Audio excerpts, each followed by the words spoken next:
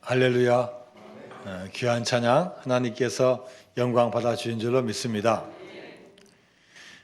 미국 시사 주간지인 타임즈지는 최근에 우크라이나 대통령인 젤렌스키 대통령을 표지 인물로 세웠습니다. 지난 24일 러시아가 우크라이나를 침공했고 많은 전문가들의 예상은 며칠 안에 수도를 다 함락할 것이다라고 예측을 했습니다. 그리고 미국도 이 젤렌스키 대통령에게 항공편을 제공할 테니 망명하라고 이렇게 요청을 했습니다. 그런데 이 제의를 단호히 거부하면서 이 젤렌스키 대통령이 군복을 입고 나와서 이렇게 말했습니다. 지금 나에게 필요한 것은 항공편이 아니라 더 많은 탄약이다. 물러서지 않겠다는 겁니다. 힘도 약하고 많이 불리하지만 우리 국민들과 같이 싸우겠다는 겁니다. 이러한 자세에 국민들도 감동하고 전 세계가 감동을 했습니다. 그래서 그때 며칠 사이에 국민 중에 무려 13만 명이 자원 입대를 하고 또 세계 여러 나라에서 살고 있는 우크라이나 청년들이 다 고국으로 돌아오고 있고 지금도 50개국 넘는 나라에서 우크라이나를 위해서 싸우겠다고 의용군으로 지금 참여를 하고 있습니다. 이 대통령은 원래 코미디언 출신입니다. 그래서 사람들 보기엔 좀 우습기도 하고 가볍게 보이기도 했지만 오히려 위기와 전쟁 가운데 진짜 지도력을 발휘하는 대통령이 되었습니다. 어떤 분들은 우크라이나의 진정한 초대 대통령이다. 대통령 중에 대통령이고 지도자 중에 지도자라고 칭하고 있습니다. 얼마 전 아프가니스탄에서 미국이 철수했을 때 당시 아프가니스탄 대통령은 가족과 함께 도망을 갔습니다.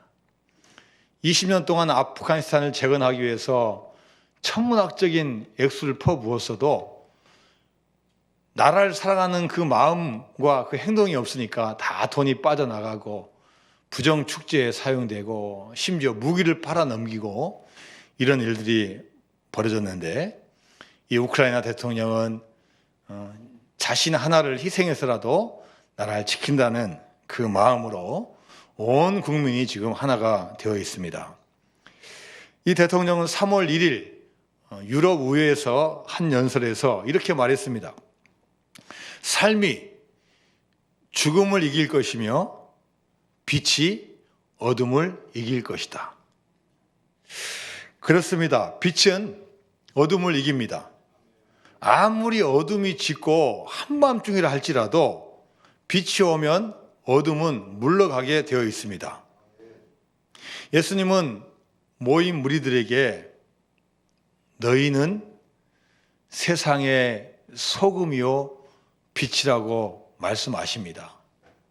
그런데 사실 이 말씀을 듣는 그 무리들은 많이 배웠다거나 지도계층에 있다거나 사회적으로 칭찬받고 존경받는 그런 분들이 아니라 오히려 자신의 문제를 자신이 해결할 수 없으니까 예수님 앞에 가지고 나온 연약하고 비천한 분들이에요. 병에 걸린 자, 수많은 병에 걸린 자들, 가난한 자들 이런 분들이 주님 앞에 나와 있는데 그런 무리들을 보시면서 하시는 말씀이 뭐냐? 너희는 세상의 소금이요 세상의 빛이라고 말씀하시는 거예요. 이분들이 그 역할을 하기에는 지금 너무나 연약하고 부족한 존재인데 주님은 지금도 우리에게 너는 세상의 소금이고 빛이라고 선포하십니다. 왜 세상의 소금이라고 말씀하셨을까요? 여러분, 소금은 애나 지금이나 그렇게 비싼 게 아닙니다. 흔하고 값이 쌉니다. 우리 교회에서도 김장할 때 소금 사는데요. 한 푸대 2만 원이면 사요. 비싸도 3만 원이면 사는 싸고 흔합니다. 그런데 여러분, 만약에 이 흔한 소금이 없다면 우리가 어떻게 되겠습니까? 아마 맛있는 음식을 우리가 먹지 못할 겁니다. 소금은 음식에 맛을 내는 역할을 합니다. 소금이 있어야 음식에 맛이 납니다. 소금이 없으면요, 먹긴 먹는데 너무 싱거워서 즐거움이 없어요. 또 소금을 너무나 많이 치면 짜서 아예 먹을 수가 없어요. 너희가 세상의 소금이다, 이 말씀은 너희가 세상에서 맛을 내는 존재가 되라는 의미예요. 그분이 있음을 말미암아 그 모임이 맛이 있는 거예요. 그분이 있음을 말미암아 이 대한민국과 한국교회와 또 여러 직장과 기업이 살만 나는 거예요. 참 힘들고 어렵다. 코로나 때문에 힘들고 가정 너무 힘들고 내 말 들어주는 분 한 분도 없고 너무 힘들다. 이래도 이런 가운데서도 그 사람으로 말미암아 분위기가 역전되는 거예요. 이야, 그 사람이 우리 모임에 오니까 달라지네. 왜 이렇게 기분이 좋지? 왜 희망이 생기지? 우리 할 수 있어. 이렇게 바뀐다는 거예요. 소금은 또한 방부제 역할을 합니다. 음식물이 부패하지 않고 썩지 않도록 합니다. 그래서 음식이 오래 가려면요, 소금으로 다 이렇게 절이면 되는 거예요. 우리 교회도 매년 김장을 하는데 이 소금의 역할이 얼마나 중요한지 몰라요. 김장할 때 소금 빼면 이거는 안 돼요. 소금을 탁 푸는 순간 이 배추, 뻣뻣한 배추가 다 겸손하게 탁 풀어지는 거예요. 절 알아서 요리해서 잡아 드셔요 하고 딱 푸는 거예요. 또 이 소금이 있기 때문에 김장하는 그 순간만 김치가 맛있는 게 아니라 오랫동안 가는 거예요. 상하지 않고 부패하지 않고 오랫동안 이 음식 맛이 나는 거예요. 이스라엘 백성들은 제사를 지낼 때 소제물로 이 소금을 꼭 넣었어요. 레위기 2장 13절 말씀에 보면 내 모든 소제물에 소금을 치라. 내 하나님의 언약의 소금을 내 소제에 빼지 못할지니 내 모든 예물에 소금을 드릴지니라. 하나님께 드리는 이 음식물에 관계된 모든 것에는 이 소금이 필수품이에요. 이 소금 없이는 제사가 안 되는 거예요. 여기서 소금은 뭘 말합니까? 주님께 드리는 깨끗한 걸 말해요. 깨끗한 성결, 치료, 소독의 역할을 하는 게 바로 이 소금의 역할이에요. 여러분 바닷물 마셔보셨어요? 맛있죠? 짭짤하고 맛있죠? 수영하다가 한번 바닷물 한번 마셔보십시오. 막 얼마나 힘든지 막 구토 나고요. 이게 오래 갑니다. 그런데 이 바다의 물에 있는 단지 몇 %의 소금물 때문에 이 세계가 깨끗해지고 정화가 되는 거예요. 육지에서 수많은 오염 물질, 수많은 것들이 막 아무리 정화시킨다 하더라도 다 오물질 다 떠내려오는데 이게 바다 초기에는 이렇게 둥둥 떠다니고 오물 같지만 시간이 지나면요, 정화시키는 거예요. 이 바닷물, 특히 이 안에 있는 이 소금이 정화시키는 거예요. 그리고 이 바다는 받아들이지만 끝나는 게 아니라 이걸 다시 육지로 다시 보내는 거예요. 어떻게 보내냐? 또 하나님께서 이 태양을 허락하시다가 태양 햇빛을 쨍쨍 찌면 이게 물이 어떻게 돼요? 증발하는 거예요. 증발해가지고 다시 바다 위에 있는가 육지로 딱 가는 거예요. 육지로. 자, 그래서 이 바다를 통해서 이 우주 인류를 깨끗하게 하고 정화시키는 역할을 하는 게 바로 이 소금의 역할이에요. 말 그대로 바다는 다 받아주고 좋게 해주고 회복시켜주는 역할을 해요. 그 중심에는 바로 이 소금이 있는 거예요. 소금이 얼마나 중요합니까?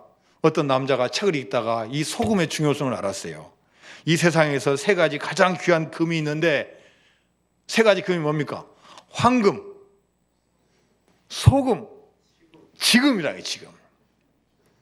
이 문자를 읽은 아내가 남편에게 이렇게 답장을 보냈어요. 아니에요.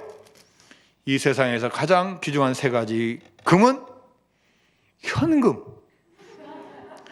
지금, 입금이에요.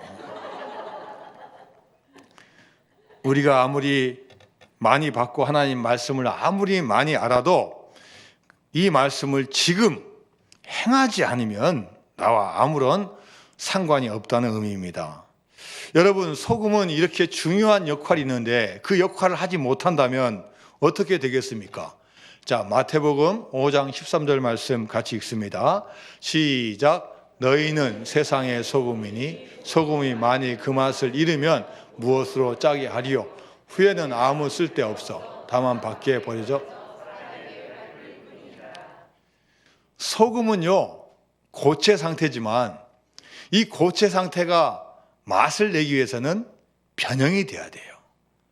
녹아져야 됩니다. 상대방에게 접촉해야 되고 녹아져야 돼요. 만약 그 맛을 발휘하지 못한다면, 오염되거나 불순물이 섞여서 이 소금 역할을 하지 못한다면 사람에게 밟힌다는 거예요. 소금 역할 못하니까 필요 없어요. 그 있으면 뭐합니까? 집만 되니까 막 밖에 버려가지고 사람들이 다 받고 지나가는 아무 쓸데없는 그런 물건이 된다는 거예요. 소금은 녹아져야 맛을 냅니다. 녹아지고 연합되어야만이 해요. 나의 입장은 끝까지 고수하고 딱딱하게 굳어 있으면은 나는 하나의 알갱이로만 계속 있는다, 이러면은 버려진다. 이 소금은 음식물과 다른 것과 만나고 연결되고 연합해서 자기를 서서히 드러내야만이 귀한 존재가 된다는 거예요. 예수님은 앞에서 8가지 복을 선포를 하셨습니다. 심령이 가난한 자는 복이 있나니 천국이 너희 것이며부터 시작해서 8가지 복을 선포한 다음에, 그러나 이 복 있는 존재가 이 세상 살아가면서 어려움이 닥칠 것을 예고를 하셨어요. 자, 마태복음 5장 11절에서 12절까지 말씀입니다. 시작. 나로 말미암아 너희를 욕하고 박해하고 거짓으로 너희를 거슬러 모든 악한 말을 할 때에는 너희에게 복이 있나니 기뻐하고 즐거워하라. 하늘에서 너희 상이 큼이라. 너희 전에 있던 선지자들도 이같이 박해하였느니라. 11절 말씀을 보니까요, 우리 교인이 앞으로 세상을 살아나갈 때 어려움이 있다는 거예요. 핍박이 오고 박해가 오고 어려움이 닥치고, 심지어 나는 열심히 하는데 누가 거짓으로, 누가 모함을 해서 억울한 일을 당하는 경우가 너무나 많다는 거예요. 이럴 때 우리가 어떻게 해야 되냐는 거예요. 여러분, 그럴 때 피하면 됩니까? 도망가면 됩니까? 예수님 안 믿고 교회 안 나가면 해결됩니까? 오히려 욕을 듣고 박해를 받으면서도 우리가 해야 될 모습이 바로 예수님께서 선포하신 너희는 세상의 소금과 너는 세상의 빛이라고 우리에게 말씀하고 계신 줄로 믿습니다. 성경은 살다가 고난당하거나 박해를 받고 세상에 휘어질 때 어디 산속으로 들어가서 숨으라고 말씀하지 않아요. 너 힘들고 어려우니까 1년 내내 너 산에 기도원에 가서 기도만 하고 있으라, 그렇게도 말씀하지 않으셔요. 그러면은 이 세상에서 잘 어울려서 같이 흥청망청하고 같이 뉴스 그대로 한 대로 따라가고 다수결만 다 그대로 따라가고 유혹하면 따라가고 또 그렇게 합니까? 그것도 원하지 않으셔요. 자, 우리가 바다를 보면 알 수 있어요. 제가 우리 개인적인 이야기에서 죄송하지만 우리 장모님이 몇 년 전에 소천하셔서 며칠 전에 이제 추도 예배를 이제 안양에 가서 이제 같이 모여서 가족끼리 모여서 드리고 왔는데, 지방에서 올라오시면서 그래도 예배 끝난 다음에 식사해야 되니까 맛있는 걸 막 사오셨더라고요. 막 홍어도 있고 산낙지도 있고, 또 그 집에서는 또 시장 가서 또 회도 사오고, 오랜만에 무슨 회를 그렇게 많이 먹었는지, 여러분 죄송합니다, 먹는 이야기에서. 네? 맛있게 먹어서 얼마나 많이 먹었는지 배탈 났어요. 사람이 이렇게 밀어내, 적당히 먹어야 돼. 그런데요, 바다에서 나온 거니까, 출신이 바다 출신이니까, 여러분이 회를 먹을 때 회가 짜야 되지 않습니까? 그래, 안 그래요? 회 짜니까 다 짠 거 털어내고 회 드십니까? 근데 그렇지 않아요. 이상해요. 분명히 바다에서 살았으니까 얘도 분명히 짭짤해야 되는데 짭짤한 게 하나도 없어요. 그래서 처제 남편이 매운탕을 끓여와서 가져왔는데 매운탕을 딱 먹는데 싱거워요, 싱거워. 아니 바다에서 나왔으면은 그냥 그대로 넣어도 그냥 짭짤하고 적당히 되는데 싱거워요. 그래서 제가 뭘 치라 했을까요? 소금 쳐서 가져와요. 소금 쳐서 먹었어요. 자, 여러분, 우리 교인도 이와 같다는 거예요. 이 세상에 있는 우리가 삶을 삽니다. 고통과 어려움과 고난과 부패와 이 세상을 살아가지만 우리는 똑같이 거기에 다 섞여가지고 그런 존재가 아니라는 거예요. 비록 세상에 살고 있지만 세상과 분별되는 삶을 사는 게 우리 교인의 사명이에요. 배가 비록 물에 있지만 물에 속으로 들어가지 않고 물 위에 떠서 가는 것처럼 우리 교인은 구원의 방주의 역할, 또 이 세상에서의 분별된 삶을 살아가야 될 줄로 믿습니다. 김승권 장로님은 옥수수 박사입니다. 이분은 사명을 받았어요. 물론 자기가 원해서 들어간 부서가 아니에요. 원래는 쌀을 연구하고 싶었어요. 그런데 들어가다 보니까 자기가 해준 대로 해야 되잖아요. 인기 없는 옥수수. 근데 거기에서 하나님의 뜻을 발견해요. 그렇지. 이 옥수수를 통해서 하나님께 영광 돌릴 수 있는 길이 뭔가? 아프리카, 북한, 수많은 동남아시아 나라들이 지금 굶주리고 있다. 내가 이 옥수수 종자를 내가 잘 개발해가지고 이걸 통해서 그 나라를 살리자.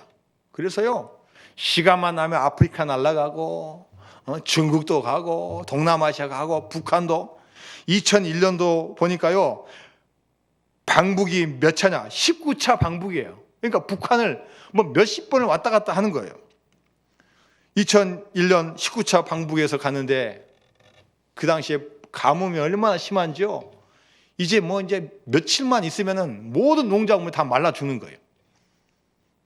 하도 다급하니까 이 북한 과학원 옥수수 연구원들이 이렇게 애원합니다. 김 박사님이 믿는다는 그 하나님께 기도해서 더도 말고 덜도 말고 비가 30mm만 오게 해주세요. 이때 김승권 장로님이 이렇게 말했다고 합니다.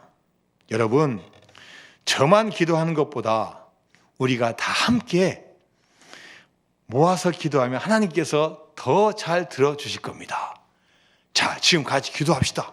여러분, 다 무릎 꿇으세요. 그래서 그 자리에서 땅에 무릎 꿇고요, 다 기도하는 거예요. 기도하는 거예요.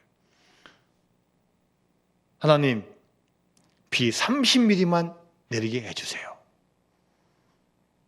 근데 기도회가 다 끝난 다음에 그날 저녁에 비가 내렸는데 몇 미리가 내렸냐? 12mm가 내렸어요. 12mm가. 그리고 나머지 18mm는 그 다음날 내렸어요. 신기하게도 기도한 대로 30mm가 이틀간에 걸쳐서 확 내린 거예요. 할렐루야. 여러분, 바로 이게 교인의 역할이고 교인의 사명이야. 그렇게 믿지 않고 무신론을 주장하는 그 북한이지만 다급하니까 하나님을 찾게 되고, 거기서 하나님의 사람이 중보기도 할 때 하나님께서 소금의 역할, 빛의 사명을 감당하게 하여 주신 줄로 믿습니다. 또한 너희는 이 세상의 빛이라고 말씀하십니다. 빛은 어둠을 몰아내고 그 자리를 차지합니다. 세상이 아무리 어두워도 빛이 오는 순간 그 어둠은 물러가게 되어 있습니다. 그런데 여러분, 이 어둠은 캄캄한 이 세상의 어둠만 있는 게 아니에요. 우리 인간에게도, 우리 인류에게도 깊은 어둠이 있어요. 고통 가운데 있고 혼돈 가운데 있고, 과연 이 철학이 맞은지 틀린지, 과연 이 길이 맞는지 틀린지, 내가 인생을 지금 올바르게 가고 있는지 알 수 없는 수많은 혼돈과 어둠을 가지고 있어요. 정신적으로, 영적으로, 심리적으로, 육체적인 어둠을 가지고 있는 게 우리 인간이에요. 그리고 현대인의 마음은 더 어두워져요.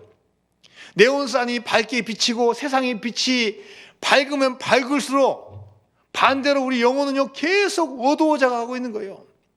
사람들 만나는 것도 끊고, 누구랑 같이 친해지는 것도 끊고, 화해하고 용서하는 것도 끊고, 나만의 세계에 있어서 그냥 컴퓨터와 스마트폰 하나만 가지고 이 세상 사는 그 영혼들이 얼마나 많은지 모른다는 거예요.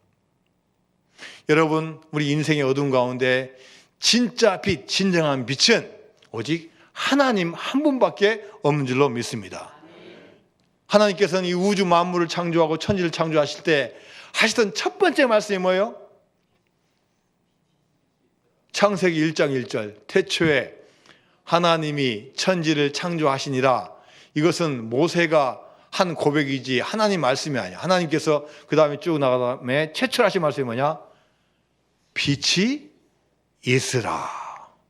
이게 하나님의 첫 번째 말, 빛이 있으라 하시니 빛이 있었고, 빛의 근원은 누구냐? 하나님이셔요.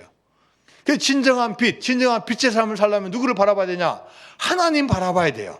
그러면 하나님께서 그 빛을 우리에게 비춰주시고 우리가 빛이 되고 빛의 자녀가 되는 줄로 믿습니다. 마태복음 5장 14절에서 15절까지 말씀입니다. 시작.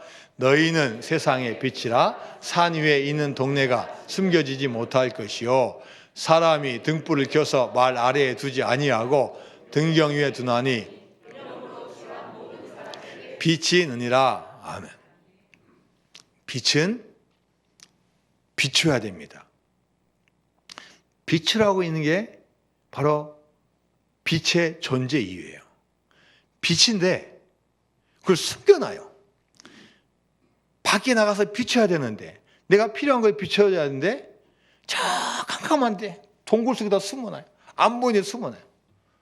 그러면은 빛은 빛인데 빛의 역할을 하지 못하는 거예요. 우리 교회는 빛이고 빛의 역할을 감당하라고 하나님께서 우리에게 허락하신 존재예요. 이사야서 60장 1절에서 3절까지 말씀을 봅니다. 시작. 일어나라, 빛을 발하라. 이는 내 빛이 이르렀고 여호와의 영광이 내 위에 임하였음이니라. 보라, 어둠이 땅을 덮을 것이며 캄캄함이 만민을 가리려니와 오직 여호와께서 내 위에 임하실 것이며 그의 영광이 내 위에 나타나리니 나라들은 내 빛으로, 왕들은 비치는 내 광명으로 나아오리라.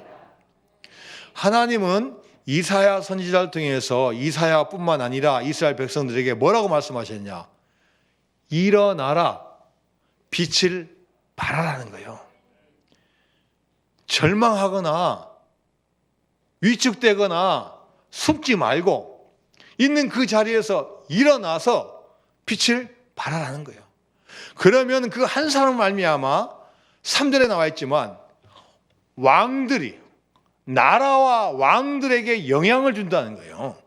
그 한 사람이 일어섬을 말미암아 주변에 있는 몇 분도 중요하지만 그 전체가 변하고 나라가 변하고 왕들이 변하는 놀라운 역사를 행하여 주실 줄로 믿습니다.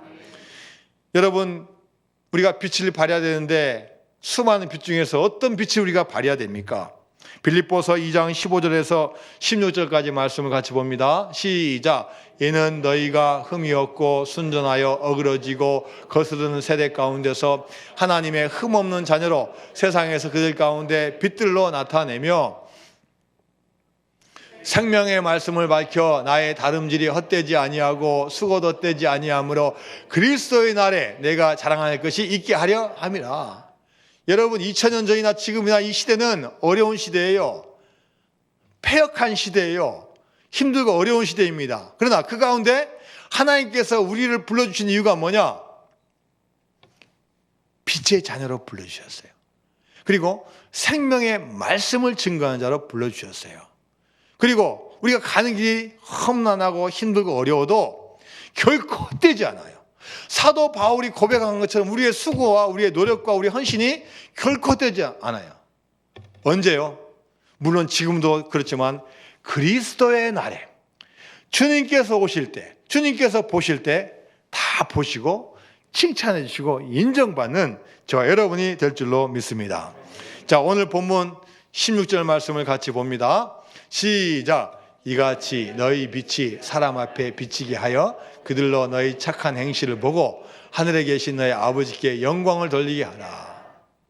우리가 하나님께 영광을 올려드리는 게 우리 인생의 목적 중에 하나인데 그 방법이 뭐냐? 빛을 사람들이 보게 하라는 거예요. 숨기지 말고 가리지 말고 그것을 드러내놓고 밝히 비추라는 거예요. 사람 앞에 비치게 하여 그들로 너희 착한 행실을 보고. 자, 그래서 우리 교인은 물론 말도 잘해야 되지만 아무리 말 수십 번 수백 번 해도 그 말에 따른 우리가 행위가 뒷받침이 안 되면요 허풍쟁이가 되는 거예요. 그래서 우리가 늘 좋은 말도 해야 되지만 그 말에 맞는 착한 행실을 해야 된다는 거예요. 할렐루야. 때로는 우리도 어둠 가운데 살았습니다. 에베소서 5장 8절에서 10절까지 말씀 보니까 너희가 전에는 어둠이더니 이제는 주 안에서 빛이라. 빛의 자녀들처럼 행하라. 빛의 열매는 모든 착함과 의로움과 진실함이 있느니라. 주를 기쁘시게 할 것이 무엇인가 시험하여 보라.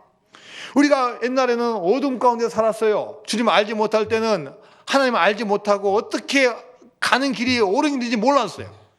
그러나 이제 우리가 말씀을 통해서 알았다면은 그 말씀의 빛을 비추라는 거예요. 일단 먼저 나 자신부터, 우리 가정에서부터, 나의 회사에서부터 그걸 보이라는 거예요. 어떻게 왕이 변하고 어떻게 온 백성이 변합니까? 천리길도 한 걸음부터예요. 우리 남편, 아내로부터 시작하는 그 시작이 우리에게 필요하다는 거예요. 소금은 녹아져야 맛을 냅니다. 등불도 태워져야 빛을 냅니다. 사람도 남을 위해서 자신을 죽여야 착한 행실이 나옵니다. 내 거 다 한 다음에 남에게 줄 거 없어요. 나만을 위해서 살아간다면 절대로 착한 행실 나올 수 없어요. 그래서 우리 교인은 녹아지고 태워져서 맛을 내고 빛을 내는 귀한 존재가 되어야 될 줄로 믿습니다. 지금부터 100년 전만 하더라도 선교사님이 선교지를 갈 때에는 표를 끊는데 어떤 표냐? 원웨이 티켓이에요. 지금은 어디를 가도 왕복 비행기 티켓을 끊어요. 근데 100년 전에 선교사님들은 배표를 끊을 때 원웨이 티켓을 끊어요. 언제 돌아올지 몰라요. 몇 달 걸려서 그곳에 도착할지 모르고 언제 올지 몰라요. 그게 몇 년인지 몇십 년인지 알지 못해요. 그들 중에 밀런이라는 선교사님이 있는데 이분도 선교에 헌신하기로 마음을 먹고 태평양, 남태평양 뉴 헤브리디지라는 섬에 갑니다. 그런데 이미 가시던 선교사님이 순교당하셨어요. 척박한 땅이에요. 그런데 하나님께서 이 마음에 감동을 주시니까 그렇지, 내가 이제 부모 형제들도 뭐 이제 없고 내가 이 세상에서 할 수 있는 일이 무엇인지 해서 그걸 떠납니다. 아이나 다를까 가는데 그들의 눈초리가 심상치가 않아요. 증오의 눈빛, 거절의 눈빛. 그러나 이분은 오직 믿음의 확신을 가지고 열심히 섬기고 봉사합니다. 마음과 물질과 몸과 생명까지 아낌없이 다 섬깁니다. 어느덧 35년이 흘렀어요. 그러는 가운데 이분들이 조금씩 바뀌어 나가는 거예요. 눈빛이 달라지고 마음이 달라지고 행동이 달라지는 거예요. 35년이 지났을 때 어느 한 오후 석양을 바라보면서 이제는 나의 삶이 다 됐구나, 하나님 감사합니다 기도하면서 이제 그곳에서 이 세상을 떠납니다. 선교사님이 소천했다는 이 소식을 듣고 그곳에 있는 모든 주민들이 다 몰려듭니다. 울면서 한없이 눈물 흘리면서 평생 그들을 위해서 헌신하고 희생했던 그 선교사님을 기억합니다. 그리고 이 선교사님을 기억하면서 이 섬 한 중앙에다가 무덤을 만들어주고 거기에다가 묘비를 세워줘요. 그 묘비 비문에는 이렇게 쓰여 있습니다. 밀른 선교사, 그가 이곳에 처음 왔을 때 이곳엔 빛이 없었습니다. 그러나 그가 떠나갔을 때 이곳엔 더 이상 어둠이 없습니다. 지난주에 서울 광성교회에서 38년간 목회하셨던 김창인 원로 목사님께서 소천하셨습니다. 그래서 저도 장례식장 다녀오고 또 발인 예배까지 다녀왔습니다. 이 김창인 목사님은 또 저희 교회도 3번이나 오셨어요. 설교도 해주시고 또 축도도 해주시고 저희 교회하고도 아주 관계가 있는 분이에요. 이제 은퇴하시고 18년간 사시다가 88세로 돌아가셨습니다. 이제 돌아가시기 일주일 전에 이제는 거의 힘이 없으신 거예요. 그래서 가족들이 이제 마지막 인사하실 분들을 다 이제 불러서 이제 인사하게 만들고, 또 이제 아버님과 단둘이 있을 때 이 두 딸은 또 아버님에게 성경 말씀을 읽어드린 거야. 아버지, 들리죠? 그래, 들린다. 시편 말씀 읽어드릴게요. 시편을 시간 있을 때마다 1편부터 순서대로 다 읽어드린데, 돌아가시기 며칠 전 시편 37편을 읽어드렸어요. 다 한번 읽은 다음에 이 딸이 시편 37편 4절과 5절을 다시 한번 아버지에게 읽어드려요. 시작.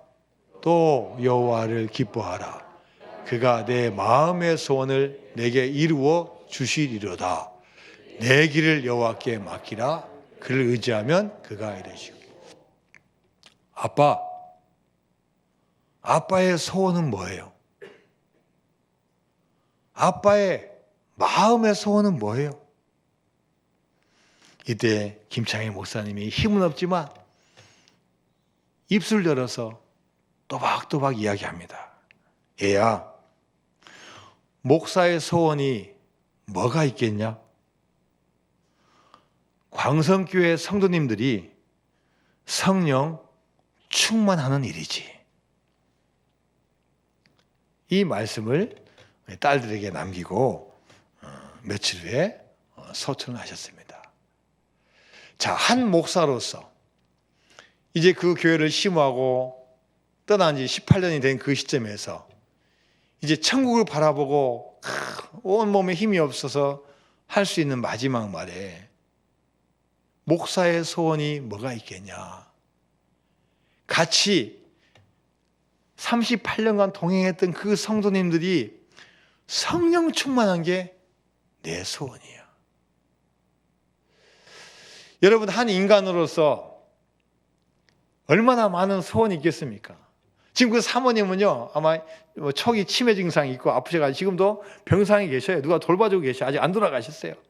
내 아내 잘 부탁한다. 야, 너희들아, 이거 잘해라. 하실 말씀이 얼마나 많이 있겠어요. 근데 그 마음의 소원이 뭐냐? 우리 교인들이 성령 충만한 게 내 소원이야. 여러분, 우리가 성령 충만하면요,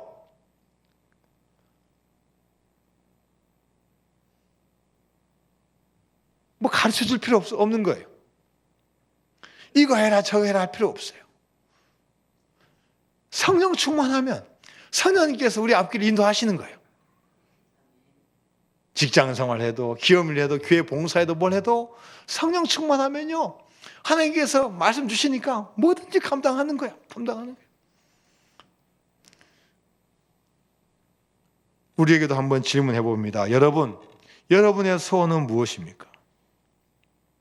그리고 저의 소원은 무엇입니까?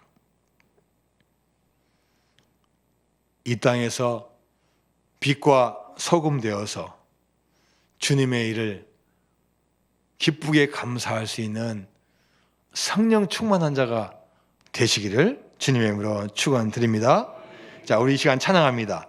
낮엔 해처럼 밤엔 달처럼. 우리 1절만 두 번 찬양하겠습니다.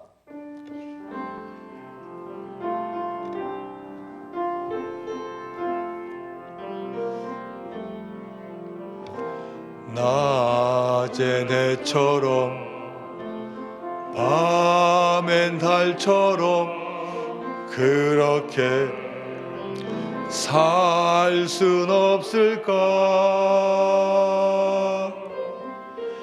욕심도 없이 어두운 세상 비추어 온전히 남을 위해 살듯이 나의 일생에 꿈이 있다면 이 땅에 빛과 소금 되어 가난한 영혼 지친 영혼을 주님께 인도하고픈데 나의 욕심이 나의 못난 자아가 언제나 커다란 침대요 나를 짓눌러 마음을 공곡해 하니 예수여 나를 도와주소서. 낮엔 해처럼 밤엔 달처럼 그렇게 살 순 없을까?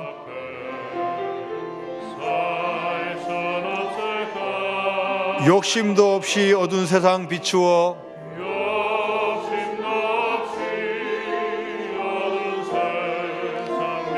온전히 남을 위해 살듯이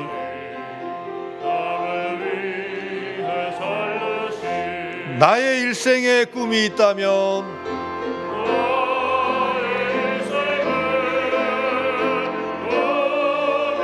이 땅에 빛과 소금 되어 빛과 소금 되어 가난한 영혼 지친 영혼을 주님께 인도하고픈데 나의 욕심이 나의 못난 자아가 언제나 커다란 침대요 나를 짓눌러 마음을 공곡해 하니 예수여 나를 도와주소서.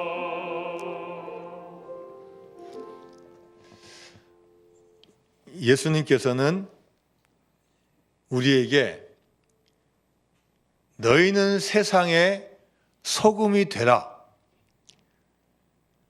너희는 세상의 빛이 되라. 이렇게 말씀하지 않으시고 너희는 세상의 소금이라. 너희는 세상의 빛이라고 말씀하셨어요. 많이 배우고 많이 노력하고 준비하고 열심히 노력해서 소금이 되고 빛이 돼야 되는데 성경 말씀을 자세히 보니까 되라는 말씀이 아니라 너희는 세상의 소금이고 빛이라고 말씀하셨어요. 주님 보시기 우리는 너무나 연약하고 부족한 사람들인데 왜 그렇게 하셨을까? 지금입니다. 지금. 있는 모습 그대로입니다. 얼마나 노력하고 얼마나 해서 우리가 그걸 이루는 게 아니라 지금 있는 자리에서 그런 존재로 살아가는 저와 여러분이 되어야 될 줄로 믿습니다. 하나님 아버지 감사드립니다. 저희를 사랑하여 주셔서 감사드립니다. 우리의 소원은 무엇입니까? 너무나 연약하고 부족하지만 우리 있는 이곳에서 소금, 빛의 존재될 수 있도록 은혜 허락하여 주옵소서. 예수님의 이름으로 기도드리옵나이다. 아멘.